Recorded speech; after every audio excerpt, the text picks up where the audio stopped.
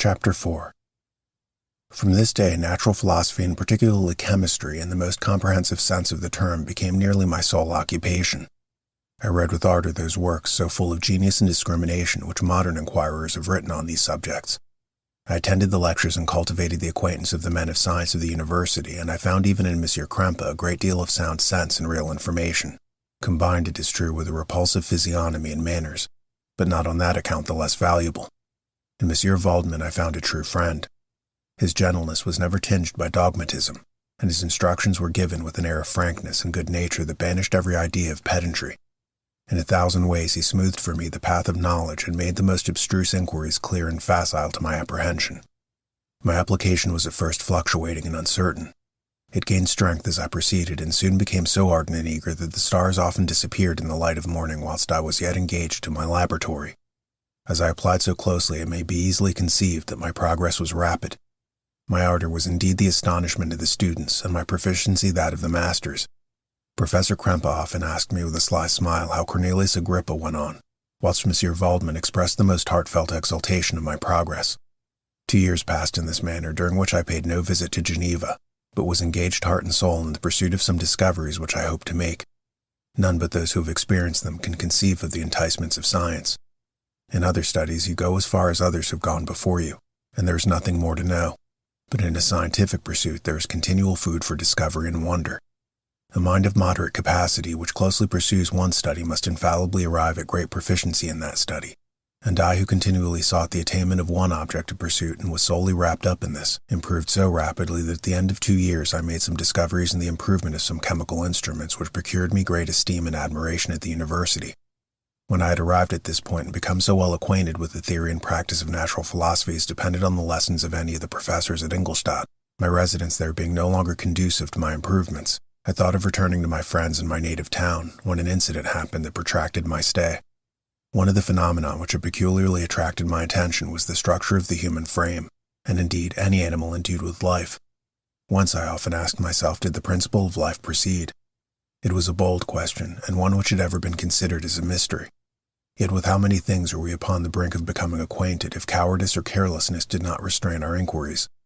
I resolved these circumstances in my mind and determined thenceforth to apply myself more particularly to those branches of natural philosophy which relate to physiology. Unless I had been animated by an almost supernatural enthusiasm, my application to this body would have been irksome and almost intolerable. To examine the causes of life, we must first have recourse to death. I became acquainted with the science of anatomy, but this was not sufficient. I must also observe the natural decay and corruption of the human body. In my education, my father had taken the greatest precautions that my mind should be impressed with no supernatural horrors. I do not ever remember to have trembled at a tale of superstition or to have feared the apparition of a spirit. Darkness had no effect upon my fancy, and a churchyard was to me merely the receptacle of bodies deprived of life, which from being the seat of beauty and strength had become food for the worms. Now I was led to examine the cause and progress of this decay and forced to spend days and nights in vaults and charnel houses. My attention was fixed upon every object the most insupportable to the delicacy of the human feelings. I saw how the fine form of man was degraded and wasted. I beheld the corruption of death succeed to the blooming cheek of life. I saw how the worm inherited the wonders of the eye and brain. I paused, examining and analyzing all the minutiae of causation, as exemplified in the change from life to death, and death to life, until from the midst of this darkness a sudden light broke in upon me, a light so brilliant and wondrous, yet so simple, that while I became dizzy with the immensity of the prospect which it illustrated, I was surprised that among so many men of genius who had directed their inquiries toward the same science, that I alone should be reserved to discover so astonishing a secret. Remember, I am not recording the vision of a madman. The sun does not more certainly shine in the heavens than that which I now affirm is true. Some miracle might have produced it. Yet the stages of the discovery were distinct and probable. After days and nights of incredible labor and fatigue, I succeeded in discovering the cause of generation and life. Nay, more, I became myself capable of bestowing animation upon lifeless matter.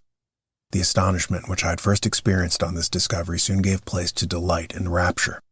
After so much time spent in painful labor, to arrive at once at the summit of my desires was the most gratifying consummation of my toils. But this discovery was so great and overwhelming that all the steps by which I had been progressively led to it were obliterated, and I beheld only the result. What had been the study and desire of the wisest men since the creation of the world was now within my grasp. Not that like a magic scene it all opened upon me at once.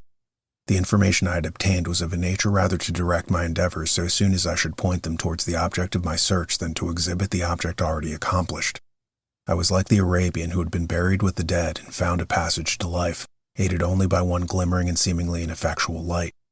I see by your eagerness and wonder and hope which your eyes express, my friend, that you expect to be informed of the secret with which I am acquainted. That cannot be.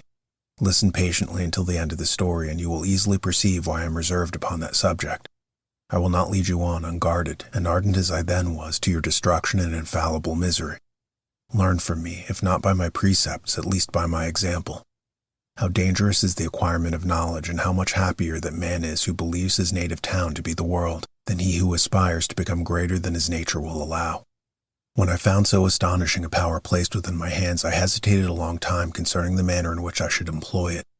Although I possessed the capacity of bestowing animation, yet to prepare a frame for the reception of it, with all its intricacies and fibers, muscles, and veins, still remained a work of inconceivable difficulty and labor. I doubted at first whether I should attempt the creation of a being like myself, or one of a simpler organization, but my imagination was too much exalted by my first success to permit me to doubt of my ability to give life to an animal as complex and wonderful as man. The materials at present within my command hardly appeared adequate to so arduous an undertaking, but I doubted not that I should ultimately succeed.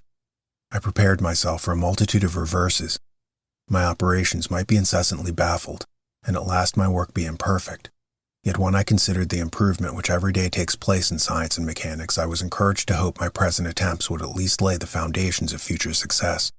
Nor could I consider the magnitude and complexity of my plan as any argument against its impracticability. It was with these feelings that I began the creation of a human being.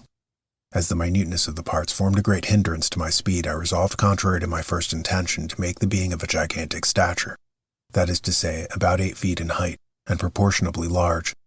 After having formed the determination and having spent some months in successfully collecting and arranging my materials, I began. No one can conceive the variety of feelings which bore me onwards like a hurricane in the first enthusiasm of success. Life and death appeared to me ideal bounds which I should first break through, and pour a torrent of light into our dark world. A new species would bless me as its creator and source. Many happy and excellent natures would owe their being to me. No father could claim the gratitude of his child so completely as I should deserve theirs. Pursuing these reflections, I thought that if I could bestow animation upon lifeless matter, I might in process of time, although I now found it impossible, renew life where death had apparently devoted the body to corruption. These thoughts supported my spirit, while I pursued my undertaking with unremitting ardor. My cheek had grown pale with study, and my person had become emaciated with confinement. Sometimes, on the very brink of certainty, I failed. Yet I still clung to the hope which the next day or the next hour might realize. One secret which I alone possessed was the hope to which I had dedicated myself. And the moon gazed on my midnight labors, while with unrelaxed and breathless eagerness I pursued nature to her hiding places. Who shall conceive the horrors of my secret toil as I dabbled among the unhallowed damps of the grave or tortured the animal life to animate the lifeless clay? My limbs now tremble, and my eyes swim with the remembrance. But then a resistless and almost frantic impulse urged me forward. I seemed to have lost all soul or sensation but for this one pursuit. It was indeed but a passing trance that only made me feel with renewed acuteness so soon as the unnatural stimulus ceasing to operate I had returned to my old habits. I collected bones from charnel houses and disturbed with profane fingers the tremendous secrets of the human frame. In a solitary chamber, or rather cell at the top of the house, and separated from all the other apartments by a gallery and staircase, I kept my workshop of filthy creation. My eyeballs were starting from their sockets and attending to the details of my employment. The dissecting room and the slaughterhouse furnished many of my materials, and often did my human nature turn with loathing from my occupation, while still urged on by an eagerness which perpetually increased, I brought my work near to a conclusion.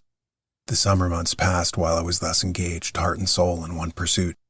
It was a most beautiful season. Never did the fields bestow a more plentiful harvest, or the vines yield a more luxuriant vintage. But my eyes were insensibly to the charms of nature, and the same feelings which made me neglect the scenes around me caused me also to forget those friends who were so many miles absent, and whom I had not seen for so long a time. I knew my silence disquieted them, and I well remembered the words of my father. Quote, "I know that while you are pleased with yourself, you will think of us with affection, and we shall hear regularly from you. You must pardon me if I regard any interruption in your correspondence as a proof that your duties are equally neglected." End quote. I knew well, therefore, what would be my father's feelings. But I could not tear my thoughts from my employment, loathsome in itself, but which had taken an irresistible hold of my imagination. I wished, as it were, to procrastinate all that related to my feelings of affection until the great object which swallowed up every habit of my nature should be completed. I then thought that my father would be unjust if he ascribed my neglect to vice or faultiness on my part. But I am now convinced that he was justified in conceiving that I should not be altogether free from blame. A human being in perfection ought always to preserve a calm and peaceful mind, and never to allow passion or transitory desire to disturb his tranquility. I do not think that the pursuit of knowledge is an exception to this rule. If the study to which you apply yourself has a tendency to weaken your affections and to destroy your taste for those simple pleasures in which no alloy can possibly mix, then that study is certainly unlawful. That is to say, not befitting the human mind. If this rule were always observed, if no man allowed any pursuit whatsoever to interfere with the tranquility of his domestic affections, Greece had not been enslaved, Caesar would have spared his country, America would have been discovered more gradually, and the empires of Mexico and Peru had not been destroyed. But I forget that I am moralizing in the most interesting part of my tale, and your looks remind me to proceed. My father made no reproach in his letters, and only took notice of my silence by inquiring into my occupations more particularly than before. Winter, spring, and summer passed away during my labors, but I did not watch the blossom or the expanding leaves, sights which before always yielded me supreme delight, so deeply was I engrossed in my occupation. The leaves of that year had withered before my work drew near to a close, and now every day showed me more plainly how well I had succeeded. But my enthusiasm was checked by my anxiety, and I appeared rather like one doomed by slavery to toil in the mines, or any other unwholesome trade than an artist occupied by his favorite employment. Every night I was oppressed by a slow fever, and I became nervous to a most painful degree.